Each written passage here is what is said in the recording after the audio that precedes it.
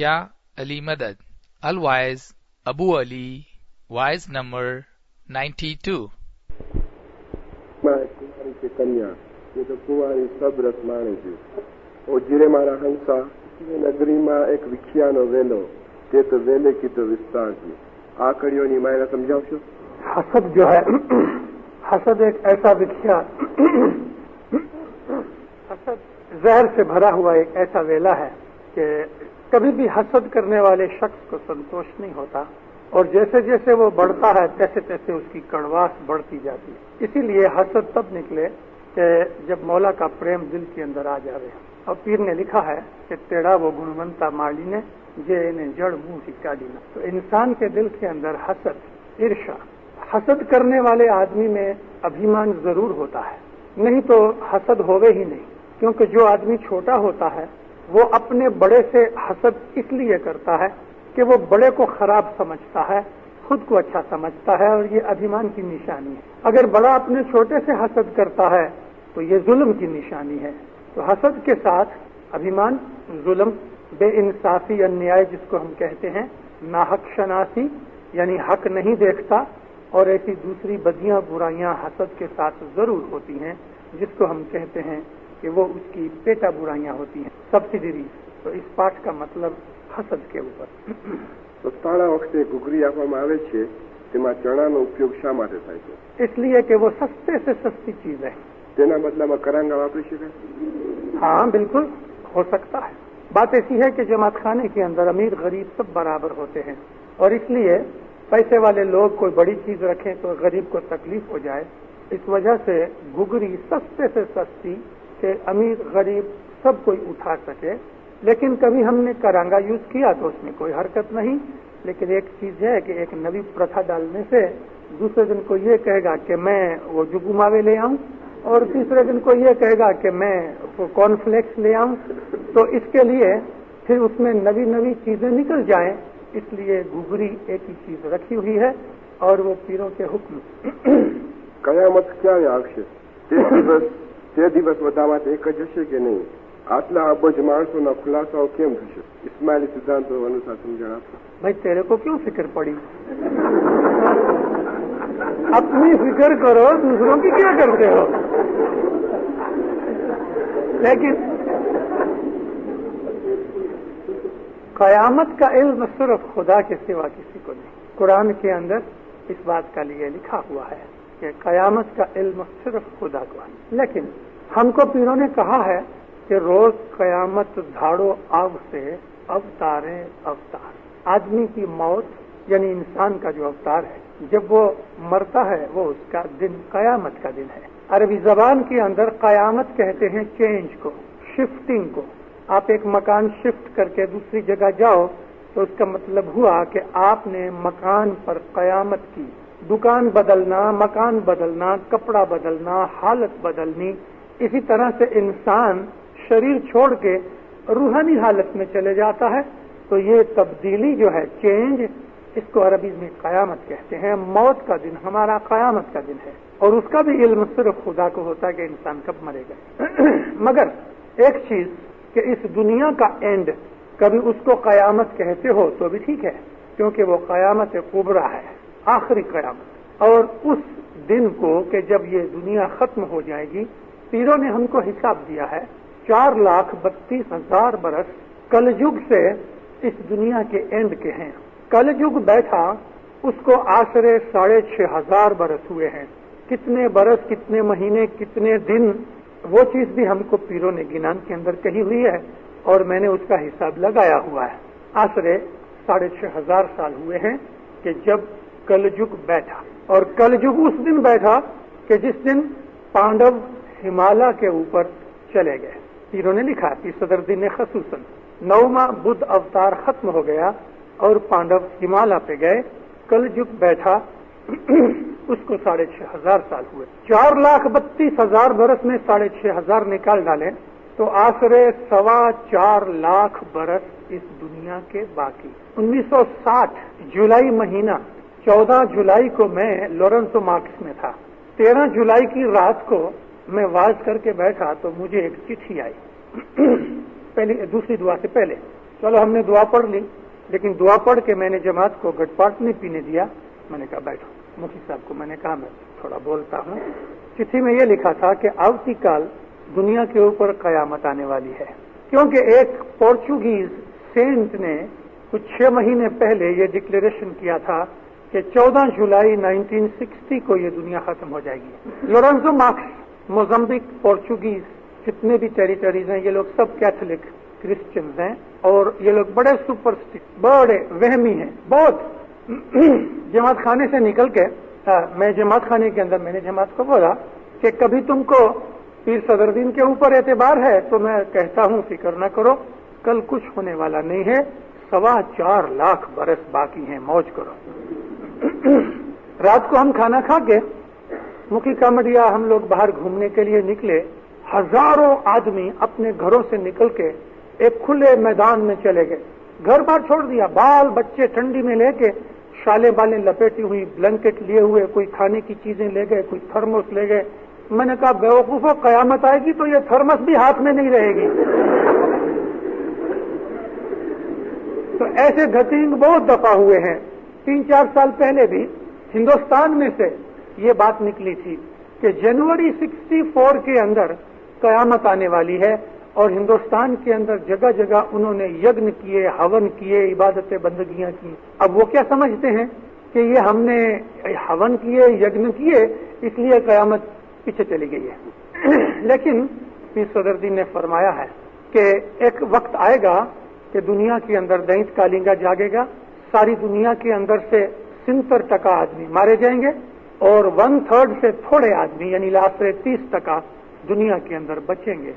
दुनिया नॉर्थ की, जो नॉर्दर्न हेमिस्फीयर हम जिसको कहते हैं इंग्लिश में, पीर ने लिखा हुआ है कि उत्तर गोलाकार यानी नॉर्थ हेमिस्फीयर वर्ल्ड का बर्बाद हो जाएगा।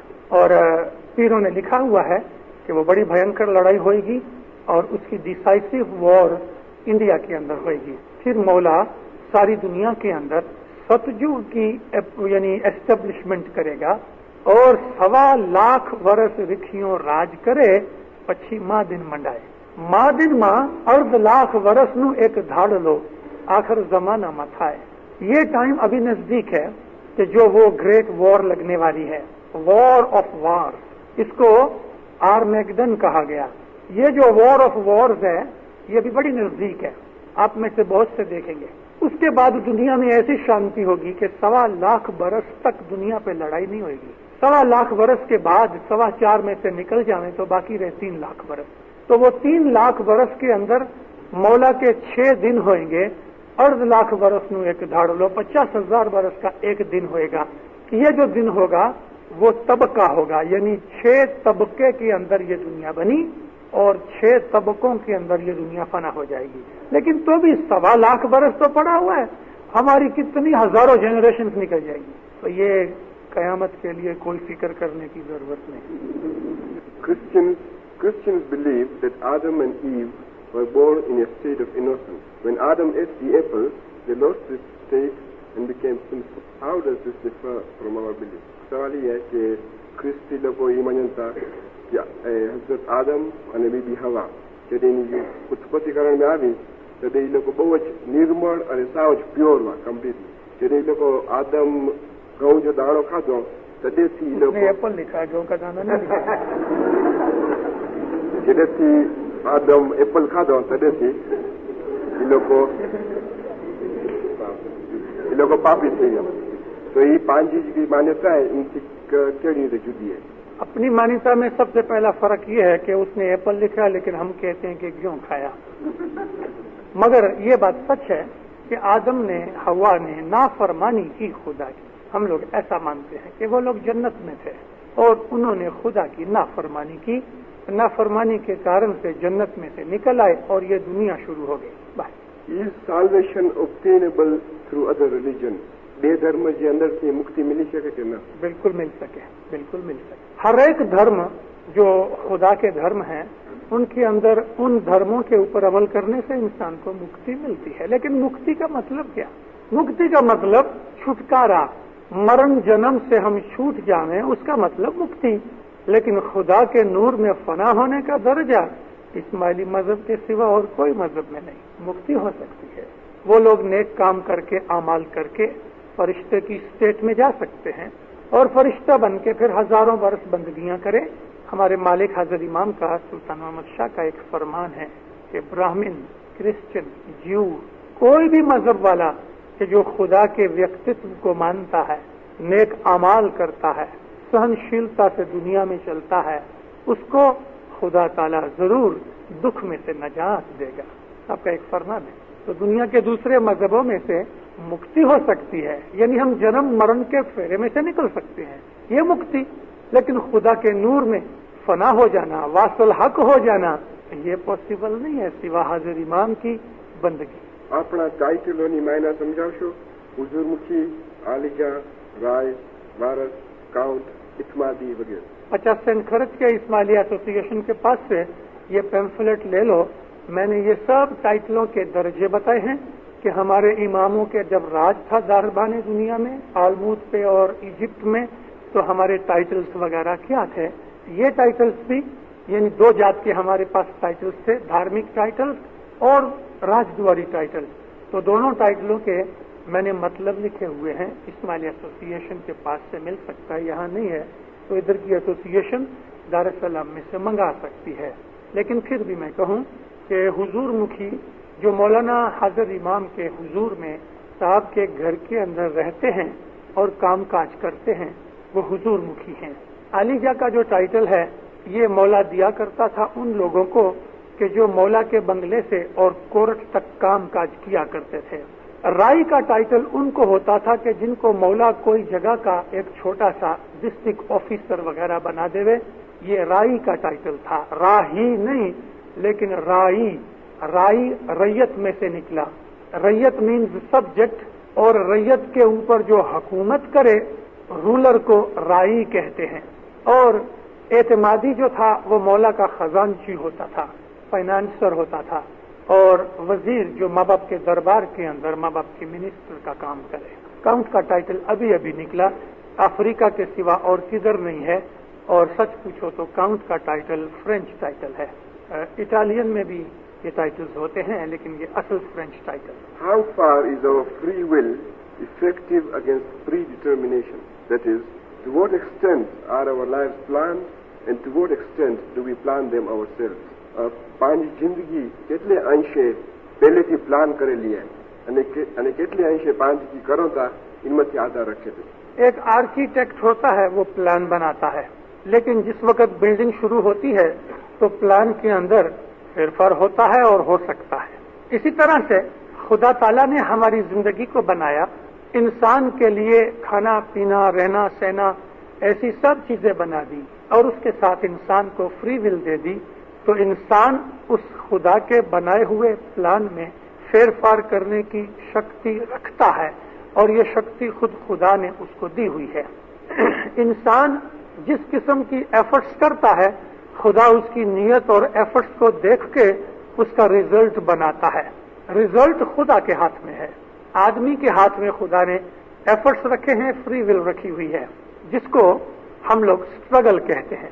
मौलाना सुल्तान मोहम्मद शाह ने एक बड़ा अच्छा ऐसा एक मोटो लिखा है, तो खुशी आनी चाहिए। अगर इंसान ने मेहनत को दुख समझ लिया तो वो इंसान कभी भी विक्ट्री यानी जीत कभी नहीं पा सकता। इसके लिए फ्री विल जो खुदा ने दी हुई है वो इंसान को, उसका मतलब ये है कि इंसान फिर जिस तरह से चाहे अपने इल्म, अनुभव और इच्छा के हिसाब से खुदा के बनाए हुए डिजाइन में फेरफार कर सकता है और ये खुदा ही की मर्जी से होता है। કસપાત વખતે પ્યાલીમાં ન્યાઝ નાખતી વખતે અને ન્યાઝ પીતી વખતે આપણે ફરમાન બોલીએ છીએ, તેનો મહિમા શું છે? यानी हम पानी को न्याज समझ के इसलिए पीते हैं कि ये फरमान है, इन्हें फरमान, यानी हाजिर इमाम के फरमान के आधार से मैं ये न्याज पीता हूँ जिससे मेरा दिल साफ हो। બાળક જ્યારે માતાના પેટમાં હોય છે ત્યારે 84 લાખ ફેરા પેટમાં બદલાય છે અને માતાની કોઈ ભૂલ થાય તો બચ્ચાનો વિકાસ અટકી જાય છે અથવા પાછળ હટી જાય છે। તો તમે કેવી ભૂલની વાત કરતા હતા?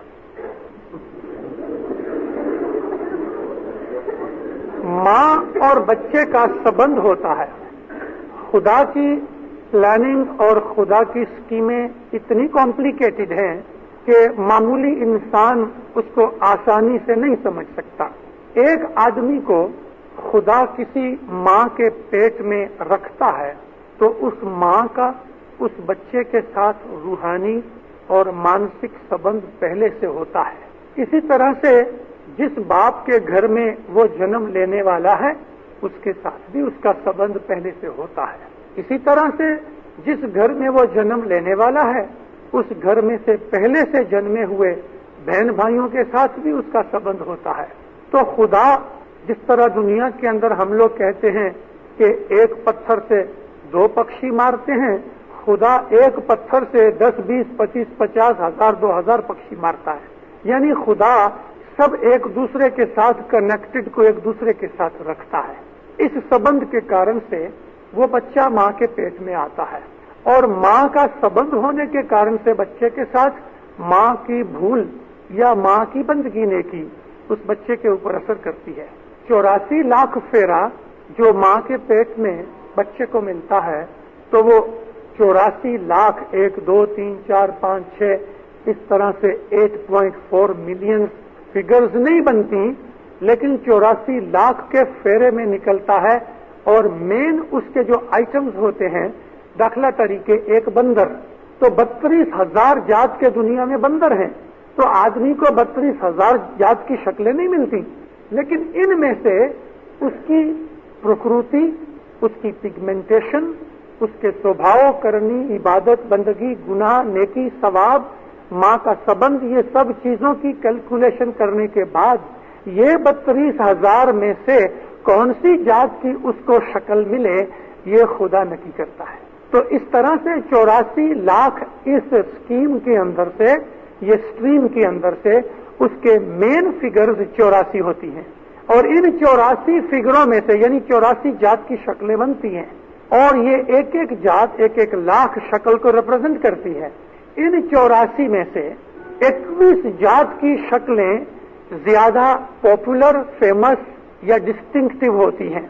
होती 84, मगर 84 के अंदर से भी 21 जात की शक्लें इंसान की नुत्फा रहे और जन्म होवे तब तक उसकी जो बदलती है तो वो 21 शक्लें ज्यादा डिस्टिंक्टिव होती हैं।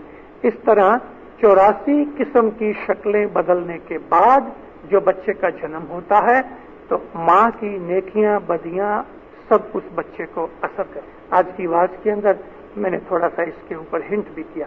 મોટા ગામોમાં હજી ઘડીની રસમ ચાલુ છે. ઘડીનો મતલબ શું અને બંધ કરાવવામાં આવી હોવા છતાં મોટા ગામોમાં શા માટે ચાલુ છે? घड़ी की रस्म कोई हमारी मजहबी चीज नहीं है।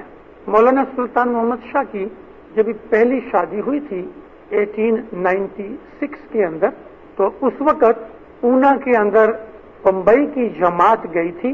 सुल्तान मोहम्मद शाह के मामे उस वक्त कोई नहीं थे, माता सलामत के भाई गुजर चुके थे, कोई मामा नहीं था। तो जमात ने मामे की तरफ से मामेरा निकाला।